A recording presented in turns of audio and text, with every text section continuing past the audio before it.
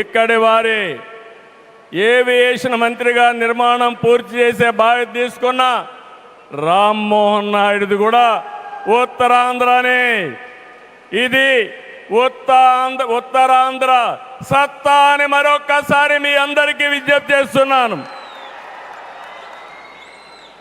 ఈరోజు ఉత్తరాంధ్ర దశ దిశ మార్చి కీలక ప్రాజెక్టు ప్రారంభానికి వచ్చిన మోడీ గారికి మనస్ఫూర్తిగా ధన్యవాదాలు.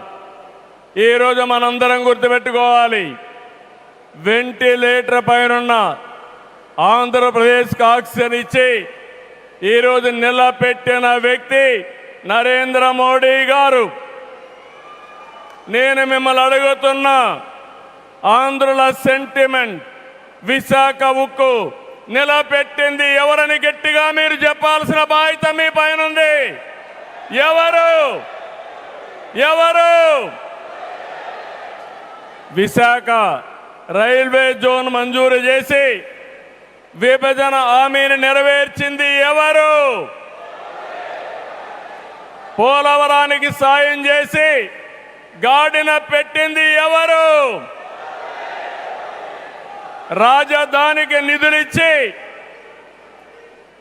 పనులు పునఃప్రారంభించిన వ్యక్తి ఎవరు?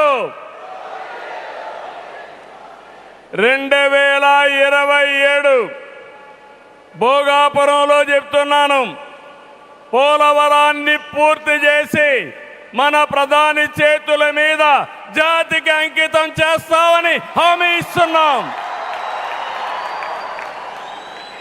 2028 అమరావతి మొదటి దశ పనులన్నీ పూర్తి చేసి మన ప్రధానమంత్రి నరేంద్ర మోడీ గారి చేతుల మీదుగా ప్రారంభిస్తామని మీ అందరికీ హామీ ఇస్తున్నాను. దీనికి మనందరం థ్యాంక్స్ చెప్పాలనా లేదా అని అడుగుతున్నా.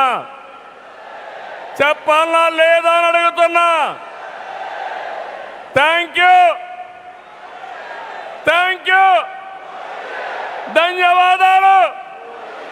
ధన్యవాదాలు. ఏఎస్ఆర్ ఎయిర్పోర్టు 2703 ఎకరాలు, 5641 కోట్ల రూపాయలు అద్భుతంగా వచ్చింది. ఎయిర్పోర్టుని ఫ్లయింగ్ ఫిష్ ఆకారం నిర్మించారు. మన తీర ప్రాంతాన్ని ఇది గుర్తు చేస్తుంది. అటు సముద్రం, ఇటు పచ్చని కొండల మధ్య విమాన ప్రయాణమే కొత్త అనుభూతిని తీసుకొస్తుంది.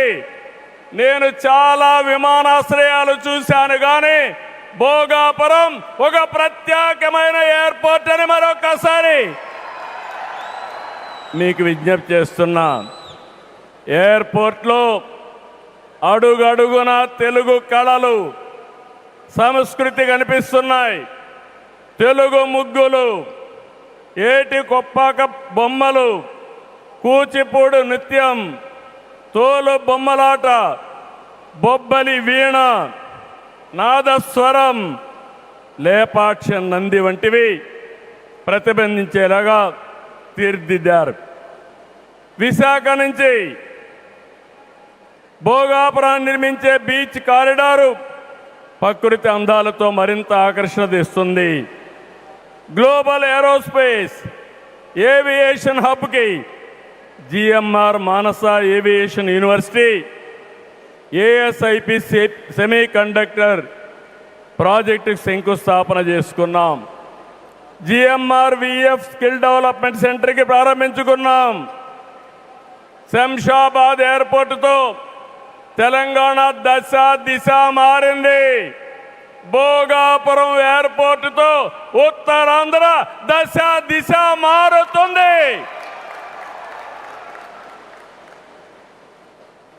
2015లో ఆనాడు ప్రధానమంత్రిగా ఉన్న నరేంద్ర మోడీ గారి నాయకత్వంలో ప్రకటన చేశాం. 19లో అనుమతులు తెచ్చి శంకుస్థాపన చేశాం. భోగాపురానికి నాడు కొబ్బరికాయ కొట్టింది మనమే, నేడు గుమ్మడికాయ కట్టింది మనమే. గుర్తుపెట్టుకోమని కోరుతున్నాను. ఈ 2 ఏళ్లలో ప్రధానమంత్రి గారి సహకారంతో ఉత్తరాంధ్రలో 189 ప్రాజెక్టులకు సంబంధించి 6,13,00,000 పెట్టుబడులు. ఇవి పూర్తయితే 5,57,000 మందికి ఉద్యోగాలు వస్తాయని మీ అందరికీ విజ్ఞప్తి చేస్తున్నా. ఉత్తరాంధ్రలో వచ్చే 3 ఏళ్లలో 2,784 కోట్లతో 8 ప్రధాన సాగునీటి ప్రాజెక్టులు పూర్తి చేస్తాం. ఇది కాకుండా 65 సంవత్సరాలుగా పెండింగ్ ఉన్న నేరేడు బ్యారేజీని కేంద్రం క్లియర్ చేశారు. దశాబ్దాల కలని నిజం చేస్తాం. ఈ నెల 14వ తేదీన గోదావరి నీటిని ఉత్తరాంధ్రకి, ముఖ్యంగా అనకాపల్లికి తీసుకొచ్చే బాధ్యత ఎన్డీఏ ప్రభుత్వం తీసుకుంటాం. గోదావరి పోల వంశధారిని అనుసంధానం చేసే బాధ్యత తీసుకుంటాం. ఉత్తరాంధ్రలో టూరిజం, ఫార్మా, నేషనల్ హైవేలు, పోర్ట్లు, ఎయిర్పోర్ట్లు, railway connectivity, rare earth minerals, ప్రసిద్ధ పుణ్యక్షేత్రాలు, అరకు, పాడేరు, సుందర ప్రాంతాలు లేనిదంటూ లేదు. వీటితో ఉత్తరాంధ్ర నుంచి వలసలు పోరు. వేరే ప్రాంతాల్లో శ్రీకాకుళం కాలనీలు ఉండవు. వేరే ప్రాంతం నుంచి ఉత్తరాంధ్రకు వలసలు వచ్చే రోజు తొందరలోనే ఉందని మరొకసారి విజ్ఞప్తి చేస్తున్నాను. మిమ్మల్ని కోరేది ఒకటి, ప్రతి వ్యక్తికి అవసరమైన అవకాశాలు కల్పిస్తున్నాం. వాటిని అందిపుచ్చుకోండి. మీ జీవితాలకి మార్చుకుంటూనే సమాజం కోసం, ఈ ప్రాంతం కోసం పనిచేయాల్సిందిగా మిమ్మల్ని అందరినీ కోరుతున్నా. ఈ సందర్భంలో నేను ఒక్క విషయం మీ అందరికి గుర్తు చేయాలి. ఇప్పుడే పవన్ కళ్యాణ్ గారు కూడా ఆవేదన గుర్తు చేశారు. We are in inspiring time.